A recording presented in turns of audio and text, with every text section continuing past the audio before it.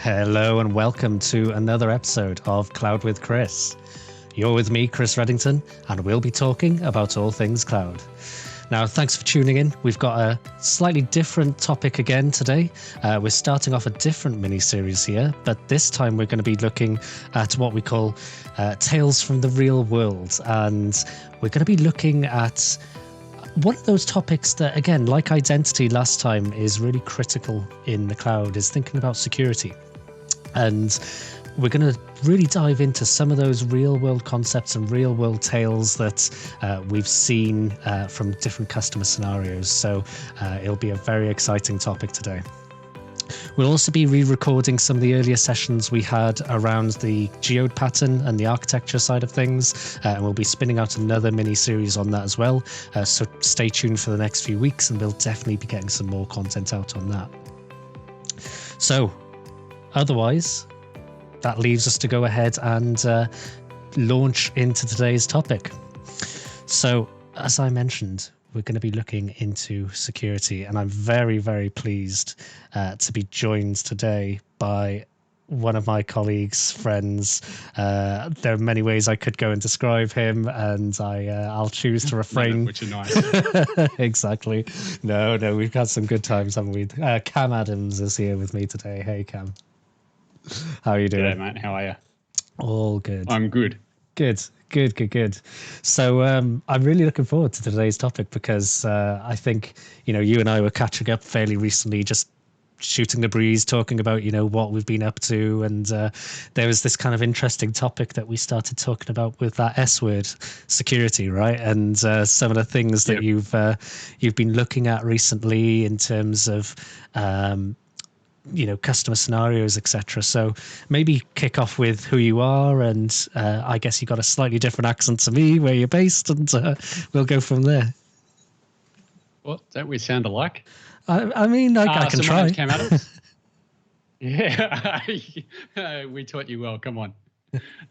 So my name's Cam Adams. I'm a engineering manager. Work in the same team as Chris, albeit at the other end of the world. So I'm based down in Brisbane, Australia, and I look after a team of app developers who also happen to do a lot of security at the moment based on some events that have happened.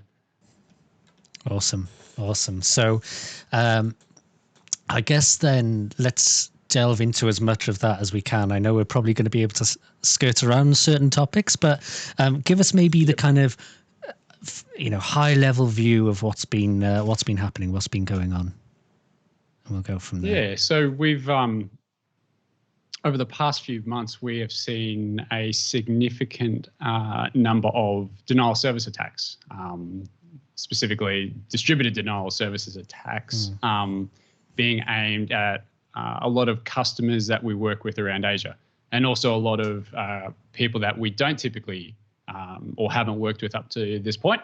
And all of a sudden, we are working with them because something's on fire and they need help. Sure. So we've been pulled in to help, broadly speaking, with this realm of DDoS and using Azure to try and solve it.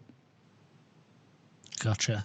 And I guess the one question I have then, you mentioned about using Azure to solve it. Are we talking about customers that are already in Azure? Are we talking about some that may not even be in Azure, a mix of both? Walk us through that. Yeah, mix of both. Yeah, so we've probably got three different types of customers. Okay. So we've got some customers that are not necessarily born in the cloud, but because we've been doing this cloud thing for a while, they're all in on Azure. Mm-hmm. So they've got everything in Azure. Then we've got a large number of customers which are still in some sort of hybrid scenario, where they've got some workloads in Azure, and then they've still got some workloads either on premises or in colos. Sure. And then we've got a good number of customers who still are yet to really start any kind of cloud move in earnest, typically because they've got significant investments in their own data centers and they're waiting for those to, mature from an accounting point of view before they start the move. So we've also been helping them. utilizing Azure to help them defend their on-premises environments. Gotcha. So almost using the cloud then to be this layer that can go and absorb some of that extra volume that is coming in then. Got it. Very much. So if we focus in on the customers that are still that are almost all on-prem in some form or another, it's really about protecting what some people around Microsoft in Australia and New Zealand and Asia have been terming the last mile. So the internet telco bottleneck, and not necessarily a bottleneck from the telco, but it's one of the narrowest points of your network. And then behind that, in terms of your upstream defenses, it's going into a small number of routers and a small number of security appliances that sit in a DMZ. But ultimately, we're talking devices that can, handle a throughput of gigabits per second, maybe tens of gigabits per second. And they're trying to use those kind of devices to fend off what are now cloud scale attacks. Right. So it's not one person with a computer and 100 meg internet connection now. They're talking about hundreds and thousands, sometimes millions of devices, some of which have their own gigabit internet connections. And they're trying to fend off attacks that are in the tens of gigabits to the hundreds. And for some of the larger attacks we've seen, they're in the terabits per second. Wow. Huge orders of scale. And we're talking about things that are just outside the order of magnitude of what the hardware can handle. Of course, yeah. And it's relatively cost effective for an attacker to launch an attack of that scale now, depending on the target. Like there's got to be some sort of financial payoff for it, but it's, logistically easy to saturate someone's on-premises. Yeah, gotcha. And I guess hardware.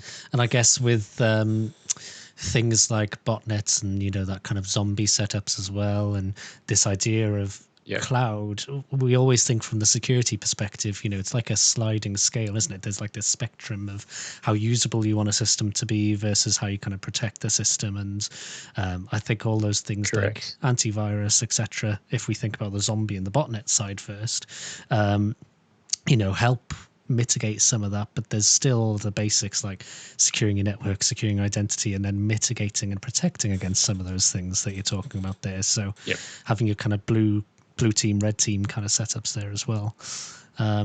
So let's kind of dig into that a bit more then with these particular on-prem customers on these on-prem organizations. So how did you kind of steer them towards using the cloud as this buffer almost? I guess that's what we're talking about, right? Is this buffer that takes out some of this extra load coming in? Yeah, so we actually have to give credit to the Azure Global guys and girls originally. So they did, it was one particular high-profile customer that they did the initial work with, and they came up with the blueprint. Okay. And then we do what we do and fast track and scale it out to a lot of other customers. Gotcha. But it was really around how do you physically solve that last mile problem in terms of how do you get some sort of cloud scale to fend off a cloud scale attack? And it's not overly onerous. It's really about setting up some sort of, very broadly speaking, reverse proxy or caching layer and scrubbing layer that can scale to meet the demand. Gotcha. And the other bit that works is once you've got your ingress points within Azure, you start to let us take on a lot of the workload from an attack point of view. So all of a sudden, the people who are attacking you are actually attacking us. Right. And chances are, if they're attacking you and they're not just some random person out for something, some sort of legitimate organization or illegitimate organization, but someone with some serious credibility from an attack point of view, they're probably attacking other customers who are also on our platform. Yeah.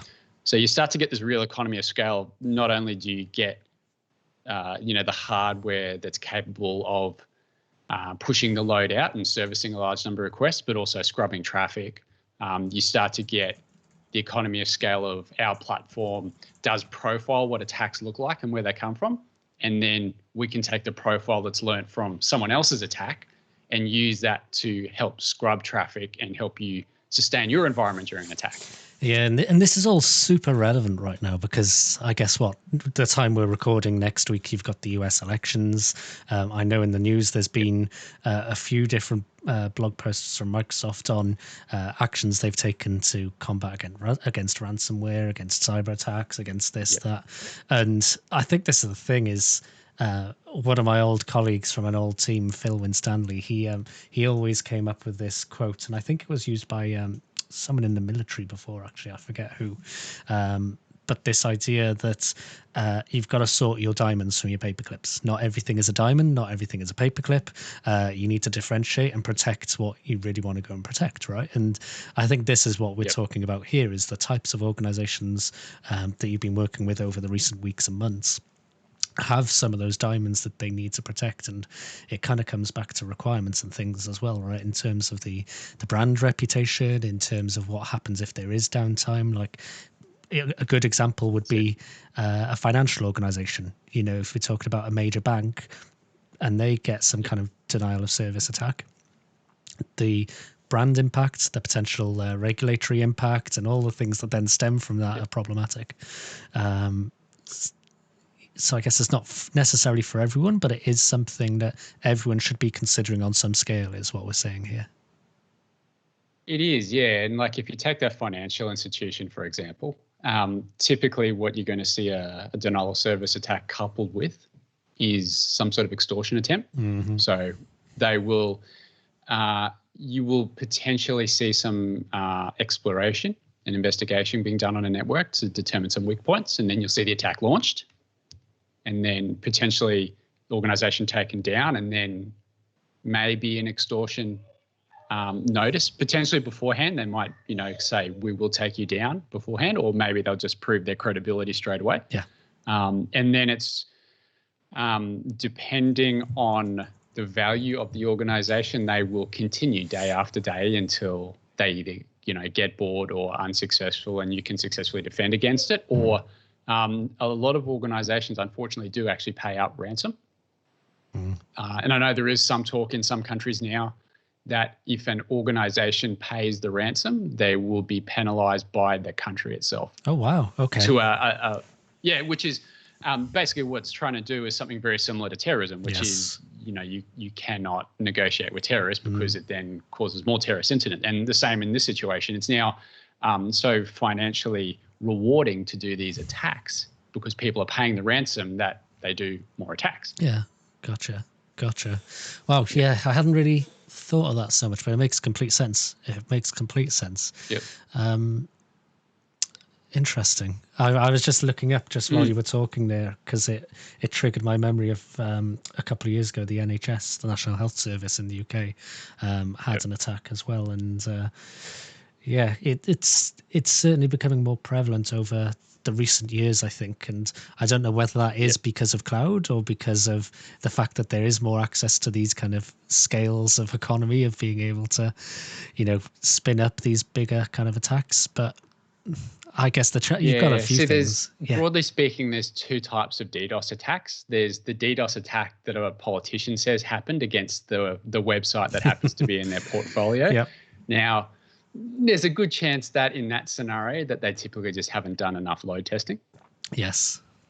Or there's a legitimate denial of service attack, which is, a significant number of most likely compromised devices such as routers or people's phones or computers. And they will be enlisted en masse to disrupt a service. Yeah. And I think this is the other thing as well, isn't it, is you've mentioned about routers, as some of us would say, or routers, as others would say. It's working with the Americans, mate. They feed it into me. But since I'm amongst friends, we'll talk about there. We go. Routers. But you mentioned about mobile phones, routers, etc., or routers. But also the prevalence of Internet of Things now as well, right? Is everyone's getting into their smart home automation, everyone's getting into their smart devices.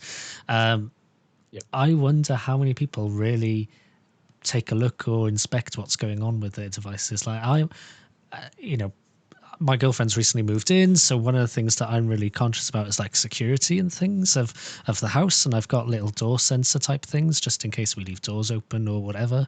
But the step that I'm reluctant to go is like smart home cameras, and just that one extra step of what happens if that gets compromised, or what firmware is running on that thing. Now I've gone a bit overboard on my networking that I've got locally here.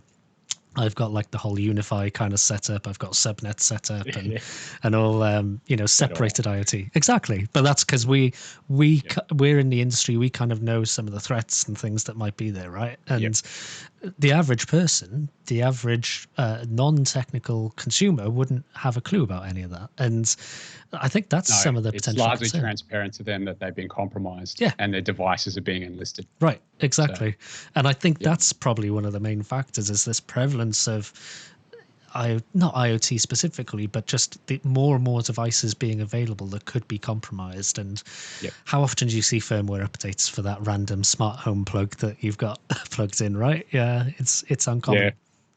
It's uncommon. Yeah. So I think on that topic, some of the interesting stuff is to have a look at our own press releases at Microsoft.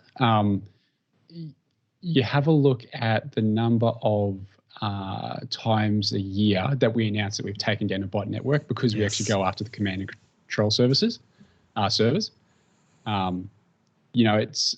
It's like there's only so much we can do as an organization to inject help onto people. Like we kind of push things like Windows Defender. Windows Defender can't protect phones. Rest in peace, Windows Phone. But, one thing we can do as an organization of our scale is go after those command and control nodes and also bring certain jurisdictions along on the journey and potentially get extraditions and actually, serve some justice, providing the jurisdiction allows it. But yeah, we are active in trying to solve that problem. Yeah. But certainly like that broad scale education en masse, that's certainly way behind where it needs to be. And that, and it's being taken advantage of. Yeah, exactly. So. And it's interesting because I'm reminding myself here of a similar conversation I had with another colleague of ours, Andrew Nathan, who is now, moved boundaries, moved continents, etc. But I have no doubt he's still deep in the security space there as well. And just some of the threats that are local to different areas. Like I haven't really, since we were talking. What was it, a couple of weeks ago, I hadn't really appreciated that there may even be those kind of local trends of security. Like we're talking about these kind of DDoS attacks here, and they were particularly prevalent in Asia. Whereas, in Europe, in the Middle East, in the US, you're going to have very different types of attacks as well. So whilst we're focusing on DDoS here, I think one thing that we should just make clear to everyone who's listening is you need to figure out and do the whole kind of threat analysis and the security life cycle and all of those types of things that are relevant for you, because there are going to be different threats. Just because we're talking about DDoS here doesn't mean that's the main threat necessarily for you, right? Yeah. And it's a really good point. I was having conversations with some customers today. And when we talk about security as a requirement, we're still seeing things like our security requirement is you must exist behind, this particular device, or there's some sort of point defense, and they call that a requirement. And we still spend a significant amount of time unpicking that and go, no, that's a pattern that was developed against previous requirements. We need to take the conversation back to those requirements and also understand your application. Do those requirements make sense? Do they actually defend against what you think they defend against? Yes. What are the likely attack vectors? Like you can have the world's best firewall appliance installed on-prem that doesn't protect your cloud-hosted infrastructure, providing you're not, doing hairpin routing or anything like that. But yeah, the understanding of environments and threat vectors is still something that needs to have a lot of work done in the industry. Yeah. And you mentioned a really interesting one there about like the networking side and having that point of let's call it an ingestion point there where you're inspecting traffic or whatever it may be. What if I'm an internal malicious user, or I'm a disgruntled employee or whatever? Doesn't protect against that. Yep. What if I have a really rubbish password and my account's been breached? Exactly. Doesn't protect against that. Yep. A theme that seems to be coming up. No lateral defense. It's all point defense at the perimeter. Exactly. And the one that I'm sure you and I will have seen countless times over the past 3 years that we've worked together. 3 years, is, man. The good old Azure portal used to by default create a public IP address of VMs. The number of bridged networks out there, it's significant. Which folks, if you're watching, go and have a look at your Azure Security Center score. It'll tell you if you've got public IPs on your VMs and you've got to fix it. And let's be fair, right? Those public IP addresses are well known. It's not like they're kind of hidden at all. That's a well-known public IP address range. It's, here is the Azure IPs. Yep. Off you go. Turn one on, you are port scanned very quickly. Indeed. So we know that. That's like the test labs that you and I have access to that we spin up. We know as soon as they're turned on, that's a good demonstration of port scanning, and people know it. Yep. So. There's a reason it's a recommendation in the security center.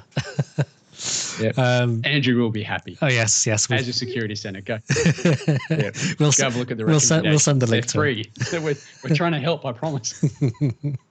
But I guess we've mentioned about Security Center. The other one is Sentinel as well, and Andrew and I spoke about this in a previous episode, so we don't need to dig too much in depth on that one. But Security Center as well is a not pushing you on the edge of your seat there. But Sentinel's another awesome tool. When we think about this whole kind of security discussion, half of the battle is just actually knowing what is going on, right? And being able to correlate and see what's going on. And most of the time, it's just opaque. You have got no idea what is happening in the environment. And that's where some of the challenges arise. We've seen that a lot in some government customers where it's a bit of a binary on or off. We're under attack. We're not under attack. When we're under attack, we know it. And then one of the politicians comes out and says we're under a DDoS. We don't really have much more information. They typically have to call in one of our government security agencies to get further information. Right. So the first step is you need to have monitoring in place. You need to be ingesting your logs from your edge device, or from all your devices, and let something like Sentinel tell you that, hey, you're under attack, or hey, we've mitigated your attack. And then if you are under attack, you need to know from who, from where, and how. And it's only after you get that you can start working on what you're going to do. Right. Otherwise, your option's really simple. If you've only got a binary on/off, is you got to cut the hard line. Yep. So you're under attack, cut the hard line. Yep. What else can you do? Yep. And I think that's the other, I guess, mature way of thinking that I see for folks who are really growing in the cloud is this idea of assuming breach. It's something that Microsoft does. They assume there's already a breach and work in that way. You've also got this idea of the red team and the blue team, the fact that there are people who, if you think about this ethical hacking kind of idea, I mentioned that to Katie last week. Ethical hacking is something that could be interesting to get into and just maybe scale up on and get into a bit. And she was like, ethical hacking, what? And this idea of blue team, red team, right? And it's something I don't see enough people doing still. I think there's more that can be done. It's a tricky area though. We were fortunate enough to have a gentleman named Matt Burrow come and talk to us at one of our internal offsites, I think a year ago, and he is part of the Microsoft Red Team. Right. And the most fascinating part of his conversation wasn't the talking about, the kill chains, which are kind of cool because of how it all strings together, but it was really about the logistical challenges of operating a red team within an organization. And to be honest, I think that's what scares a lot of people, because you think about any IT organization that you've worked in, either back in our consulting days or now, you generally sign something when you're on the network that says you won't do anything naughty. That's fair, yep. Things like this, straight up, there's tools that are banned. You can't use any kind of port scanning tools. Do not install something like Metasploit. Don't do what I do when I did the strike training and install those tools on your laptop. They find you quickly. And it's that kind of stuff. There's this understandable set of boundaries that organizations have created which are now subsequently hurting themselves because no one's kind of taking a step back and saying, well, hang on, we actually need that red team capability, either full-time because of our scale or part-time, and we need a framework that we can take all the way to legal and the board so that they understand the rules of engagement of what we need to do to keep ourselves safe. And I have to admit, that's some of the more fun conversations that I've been having recently. Right. Because you start to articulate that to people up and down the chain all the way to the C level, and they have a think and they go, we fundamentally need to do something different. And it's not we fundamentally need to go out and buy new routers and WAPs or anything. It's we need to change how we work because we're going to get our asses kicked going forward, and we are because of what some of the stuff we've done in the past. Yeah, it's broader, isn't it? It's changing that fundamental operating model. It's a new kind of way of governing as well, because, like you say, if you take a large organization, you've probably got some kind of central IT organization, and if they are kept in the dark about the whole red team, blue team thing, then are you potentially creating extra work for that team or not, versus spending cycles on that? There's a lot of not political but organizational challenges there, I guess, is maybe the very much hadn't thought of that, but that's fair. And then from once you've got another piece of justification for that is you and I both come from a dev background, and if it's not tested, it doesn't work. Regardless of what you think, you can't prove to me it works unless you test it. And security, and especially security response, is a great example for that, because when you're under attack, in air quotes, you can guarantee that most people will panic and they don't know what to do. And it's because they probably don't have an incident response plan. They don't have clear roles and responsibilities. You may actually have, a small number of people who are heroes and actually can stay calm in that situation and really save people. But realistically, most people panic, don't know what to do, and just make the situation worse or delay making it better. And it's because they haven't addressed that concept of we need a red team, or we need someone to come in, cause an incident so we can test our response to it. It's like that fundamental example of, you discover you've got someone just loitering and hiding and watching in your system. What do you do? Well, the first thing that you don't do is you don't go and kick them out, and you don't go and delete stuff.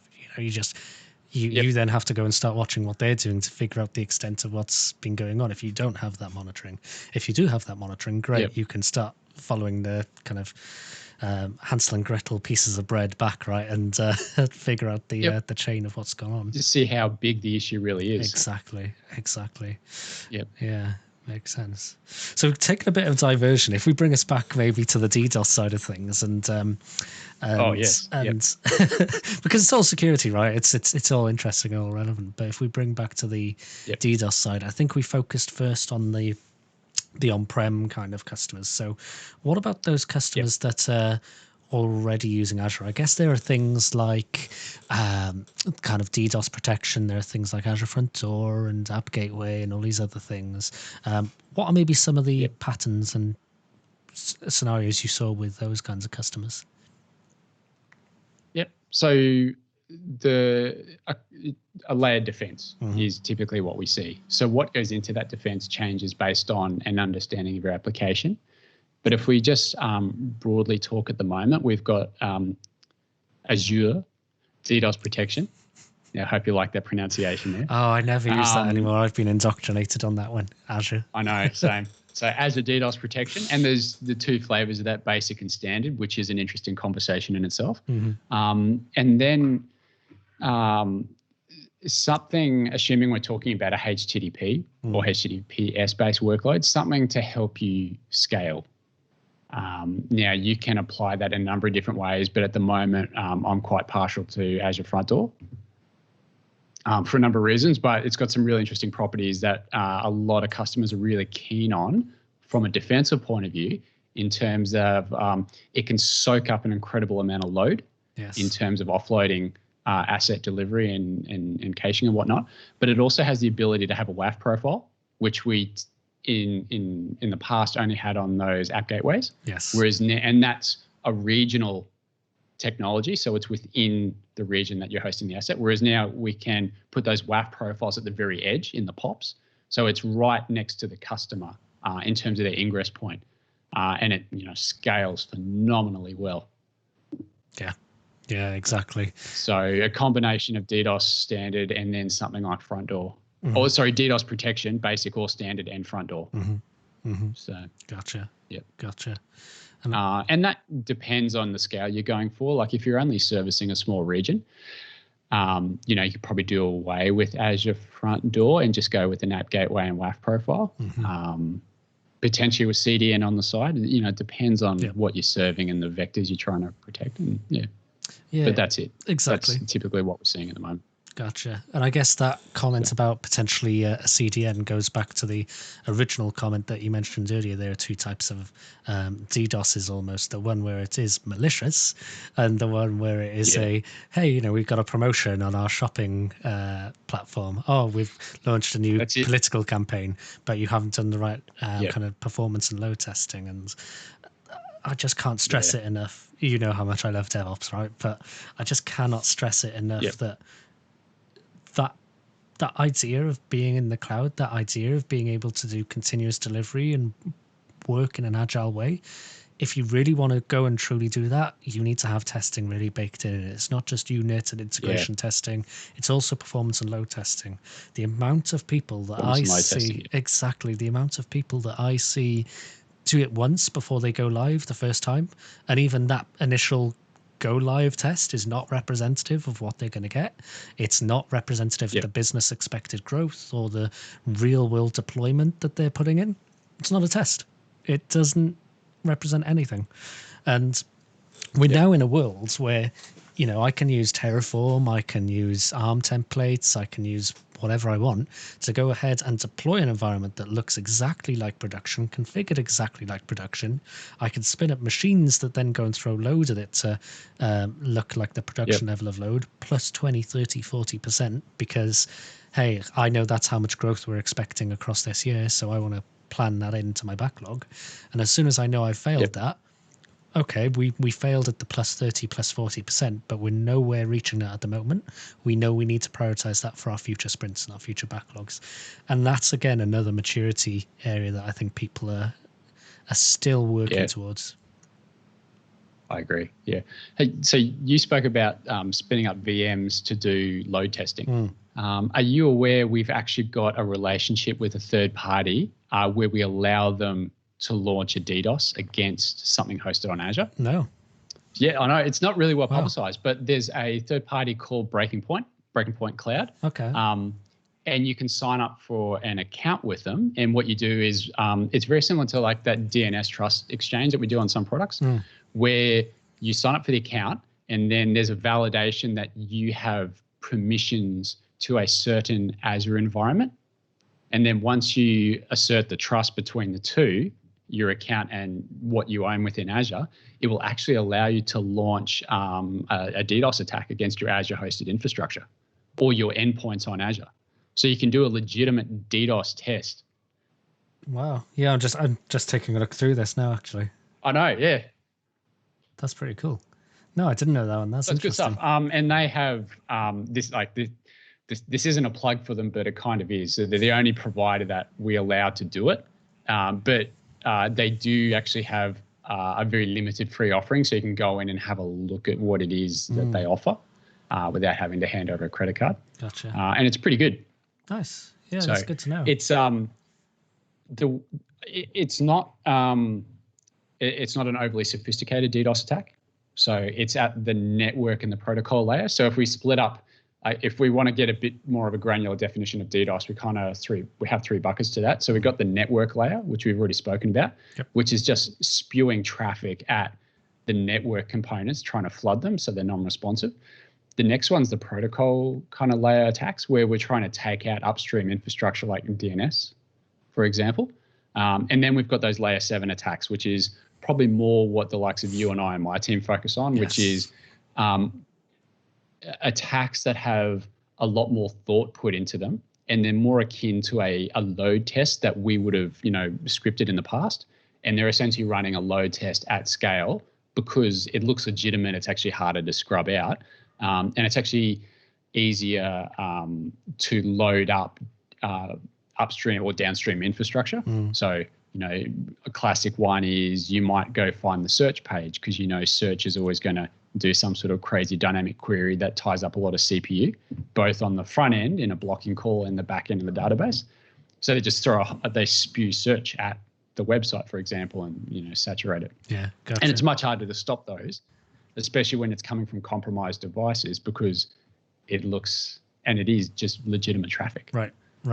And this is the difficulty with this is the common discussion, right, with DDoS standard versus the kind of DDoS premium option, which is what is real traffic versus what is that extra traffic which is coming in and attacking you. Yeah. And how do you figure that out? There's machine learning that can be done, of course, but that's hard.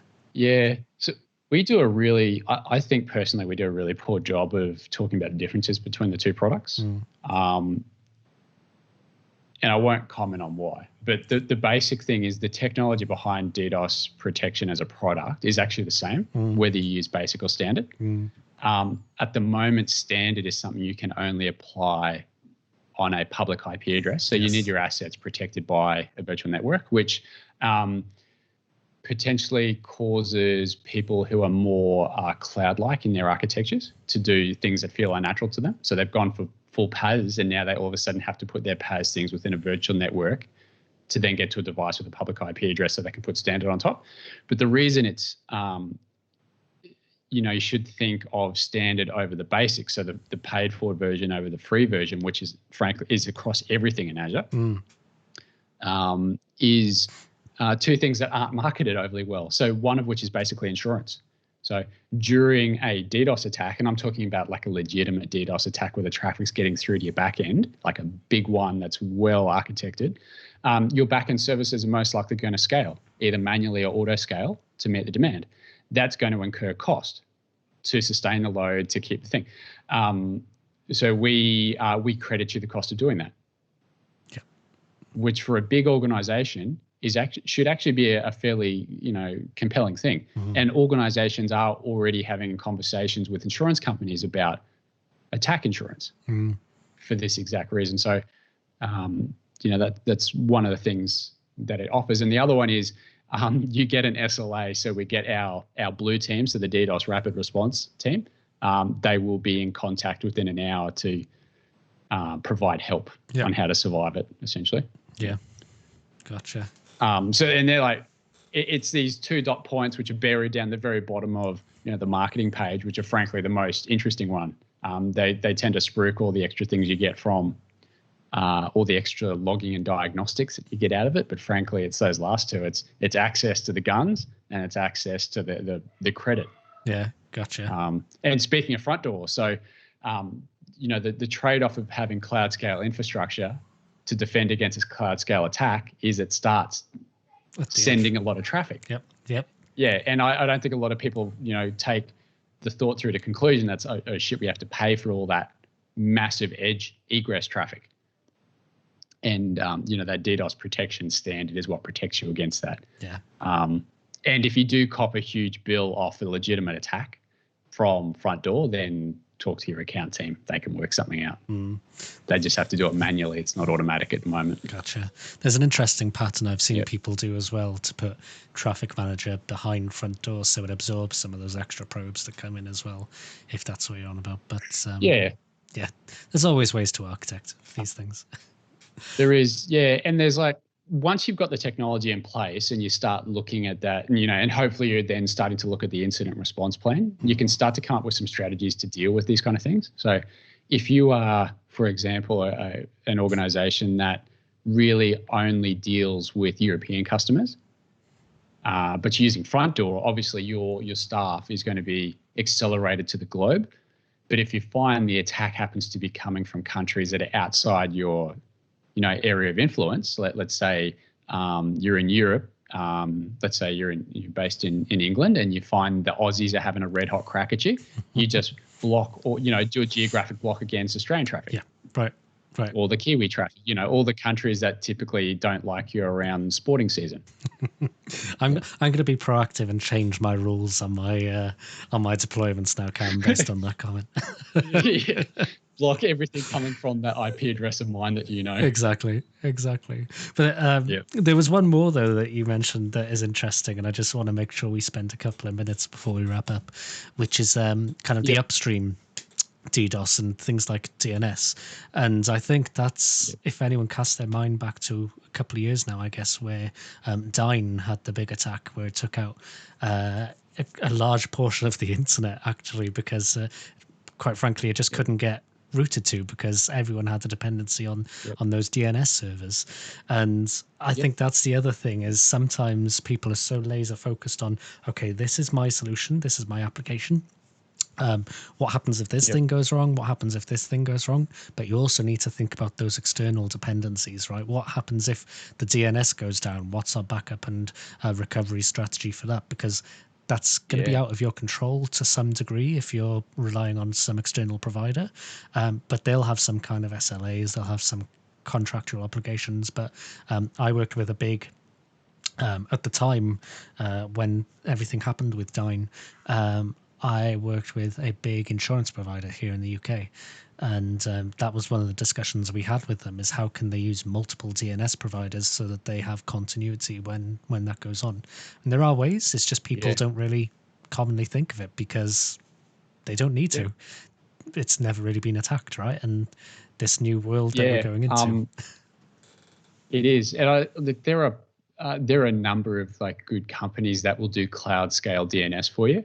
So, outside of us, go have a look at the likes of Cloudflare, which everyone knows about. Yes. But we see a significant number of customers that still have multiple DNS locations. So they might have their own public DNS. They might be using a DNS provided by the telco/colo that they're operating at. And then they may have one or two, a smattering of things within inside Azure or Cloudflare. You've got to get rid of that self-hosted and not ragging on colos, but they don't do cloud scale DNS. At this point in time, I think people do need to be at that cloud scale level for public facing DNS stuff. So that's a simple one, because if an attacker profiles you and they find out that you're running your own public DNS, they won't even bother looking at your site. They'll just attack that because it'll go down easily. Yeah, makes sense. So. Cool. I'm conscious of our time, so I should probably start wrapping us up here. I guess. I know, Matt. You got to do some work for the day. I know. I've got to go have dinner and a beer. I know. Oh man. Not to rub it in. Beer at almost 8 a.m., 9 a.m. in the morning doesn't sound so good for me, to be honest. But no, thank you for joining. I guess any kind of closing thoughts, any kind of closing remarks that you wanted to give the folks who are listening in here? So I guess be proactive. Now is the time. So you have a choice. You can wait till it's too late, or you can kind of do something about it up front. And doing something about it up front is starting to do things like profiling your applications and getting a good understanding of your attack vectors, coming up with things like incident response plans, removing couplings to devices and services that just can't sustain load. So those, self-hosted public DNS, or if you're coming into your organization over, a gigabit internet connection and that's hosting your public website, now is the time to be proactive, log the technical debt that needs to be changed, start working on your internal processes. Now is the time. Gotcha. Or we'll happily talk to you when it goes bad. Awesome. Well, thank you, Cam. Thank you for, I think, what has been an absolutely great session. And I'm sure, no doubt, we'll be having some more sessions in the future as you come across some more great things to talk about. I'm getting an invite back. Shucks, mate. Thanks. Awesome. Thank you, my friend. Cool. So, all right, have a good one, mate. Cheers. So, great session there on DDoS and some of the things that have been seen in the real world there. I think no doubt we'll be able to go and dive more deeply into some other security related topics there as well. But you know the deal, right? we're going to be putting more content out there. We're going to be doing more on the architecture side. We're going to be doing more kind of specific topics as well. So please do subscribe, please do follow, please do like, whether it's on YouTube, whether it's on Spotify or the website, cloudwithchris.com. And we can certainly go ahead and arrange those sessions that you want to get on board here. So if you have got ideas, go onto the website, you can become a guest, you can suggest a topic as well, and we can go ahead and get that all scheduled in. So we'll be releasing this one very, very soon, and we'll have a few more sessions coming up over the next few weeks. Until then, all I have to say is thank you for tuning in, and stay tuned until next time. See you then. Bye for now.